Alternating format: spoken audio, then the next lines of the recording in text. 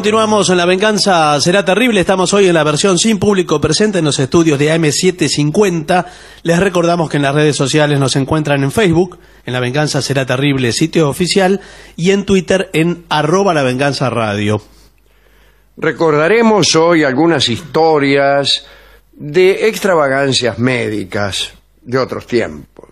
Son historias de vendedores de elixir, de sacamuelas, supuestos sabios. Bueno, empecemos con esta. ¿Con cuál? Con esta.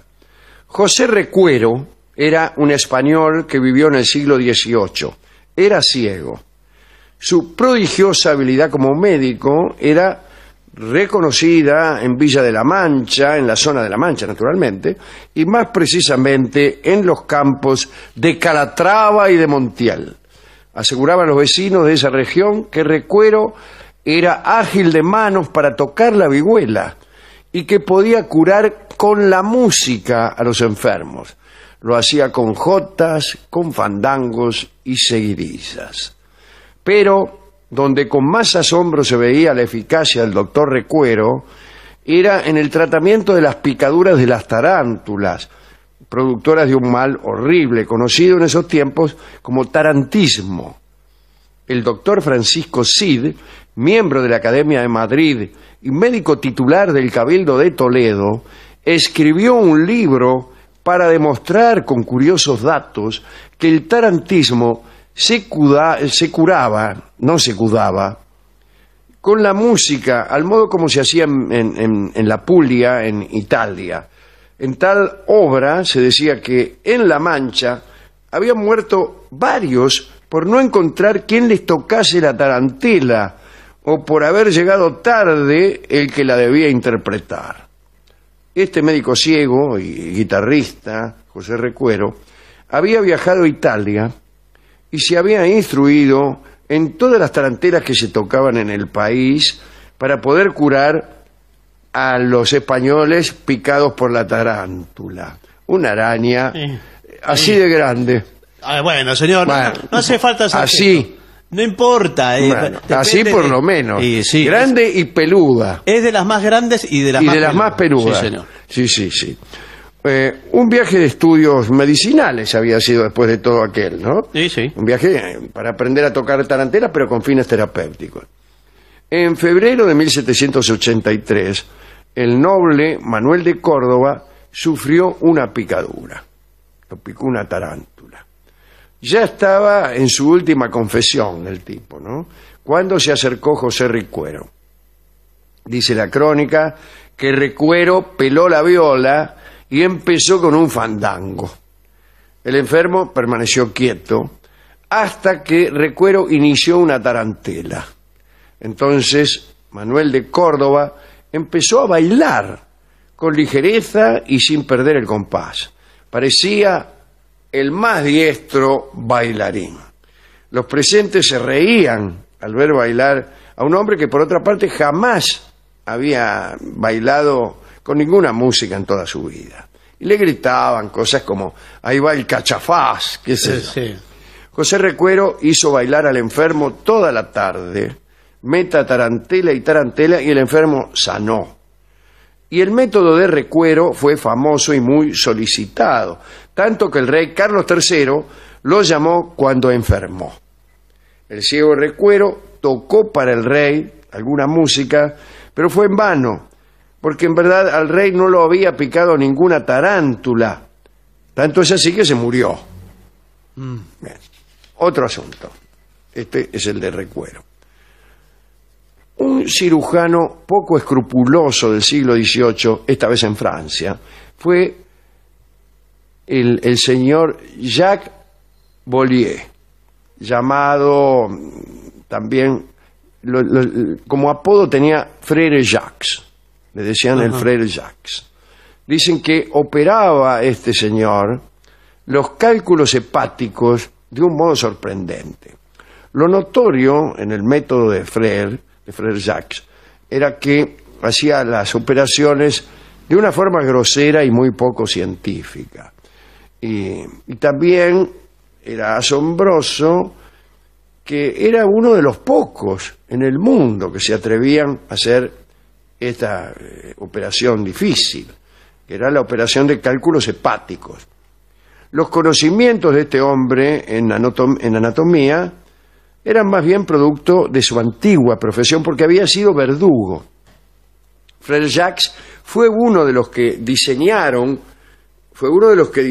la muerte de Damiens, aquel que había intentado matar a Luis XV. Digo, diseñaron porque fue una muerte muy preparada, muy teatralmente preparada. La hemos contado aquí algunas veces. Vamos, quisieron hacerlo sufrir al que había atentado contra la vida del rey, y entonces primero le arrancaron una cosa, después otra, y así, vio cómo es esto, ¿no?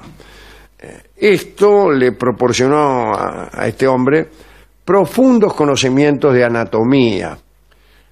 Pues bien, en una ocasión el mariscal duque de Lorge supo de las habilidades de este hombre y lo hizo llamar, porque el duque creía sufrir precisamente cálculos hepáticos. Entonces, como era un hombre muy cauto, antes de entregarse al cirujano, juzgó conveniente ponerlo a prueba. Sí, pero llamaron verdugo, ¿no? Sí, no, pero este ya, además de verdugo, era un hombre que operaba, sí, ¿no? Entonces se buscaron en París 22 enfermos de cálculos hepáticos, de la piedra, como le llamaban entonces aquella enfermedad, y ahora también le llaman así. Bueno, estos 22 enfermos fueron llevados al palacio del duque y operados por Frère Jacques ante los ojos de los médicos del rey. Estos médicos informaron que las operaciones habían sido efectuadas horriblemente, pero que todos los afectados se habían curado en pocas semanas. Más cauto aún, el duque de Lorge hizo firmar a Frère Jacques una nota en la que debía responder con su vida si algo salía mal. Sale mal la operación, te matamos. Y el tipo... ¡Qué presión! Sí, firmó. Dice, cómo no, por la presente, firmo, acepto, que bla, bla, bla. Tuvo lugar la operación y fue un desastre. El cirujano, que vio que había salido mal, estimó que al duque no le quedaba mucho tiempo de vida, y entonces hizo lo siguiente. Se acercó alegremente al duque y le comentó que justo el enfermo tenía sus últimos minutos de lucidez, ¿no? Y le dijo que los resultados habían sido magníficos. Y el mariscal duque de Lorge se puso contento por un instante y rompió aquel documento que había firmado Frère Jacques. Y al otro día se murió. Qué raro el documento, ¿no? Porque era lo único que no había que romper, era ese documento. Y a él que le importaba si se iba a morir, pero creyó que había salido todo bien, sí. Y dice, bueno, está bien, un momento de alegría, dice, está bien. No pidió pruebas, nada. No, nada. Bueno. Se dice que este hombre, el Frère Jacques, terminó sus días en Rusia. Última historia. A comienzos del siglo XIX, un médico de Mustang llamado Enrique Cohausang, era su apellido, Cohausang, tenía la siguiente teoría. Consideraba que el aire que los pulmones repelían repelían no es tan bueno, es mejor expelían, estaba saturado de toda clase de emanaciones, incluso de átomos absorbidos en el interior del cuerpo. Así, de acuerdo con la experiencia, el aliento del enfermo te enfermaba, era infeccioso. Hasta allí todo era más o menos pertinente, pero Cohausang también aseguraba que el aliento de una persona sana debía contener elementos vigorizantes. Si dicho aliento era inhalado por otros, ingresarían estos elementos vigorizantes a la sangre y todos terminaríamos jóvenes, contentos y felices para siempre. Mire qué cosa. Cohausang aseguraba que el más poderoso bálsamo vivificador era el aliento de las muchachas jóvenes, bueno, en lo cual no le faltaba cierta razón. Era un piola, me parece. Sí, me parece que sí. Parece que era un piola. Cohausang decía haber comprobado que al entrar ese elemento esencial, el aliento, ¿no?, de la muchacha, en el torrente sanguíneo de un hombre mayor o enfermo, renovaba la sangre cansada y aceleraba el movimiento del pulso. Me gusta sangre cansada, el giro sangre cansada. Para un caballo de Tour. Pues también, sí. Es una figura poética interesante, quizá más interesante desde el punto de vista poético que médico. La sangre cansada, que llega casi pidiendo permiso a las heridas y sale con morosidad. El caso es que este hombre citaba textos antiguos para adornar su teoría acerca de los aires rejuvenecedores. Habrá citado, me imagino yo, a la Sulamnita y a todas esas cosas. Plinio contaba que el enfermo más alejado, un enfermo alejado es un enfermo que vivía muy lejos, me parece. Y que en la India, por ejemplo, vivían hombres que no tenían boca. Eso decía Plinio. No comían y no bebían, pero se mantenían vigorosos oliendo. Ah, las narices que tendrían, Claro, ¿no? tenían nariz, entonces olían el perfume de las flores. Y este es uno de los textos que citaba Kohausang, como si fuera científico. Bien, las teorías de este hombre tuvieron un éxito efímero. Cuando se publicó una edición inglesa del libro que escribió, algunos médicos londinenses aplicaron a sus pacientes el método, hicieron que los hombres débiles por enfermedad o vejez recibieran el aliento de algunas muchachas que eran especialmente contratadas para ese fin. Debió ser algo digno de verse, ¿no? Bueno, hasta qué sé yo, estaban los tipos allí, medio tambaleándose, venían las minas, le echaban el aliento, Lo soplaban. pero parece que los resultados no fueron los esperados.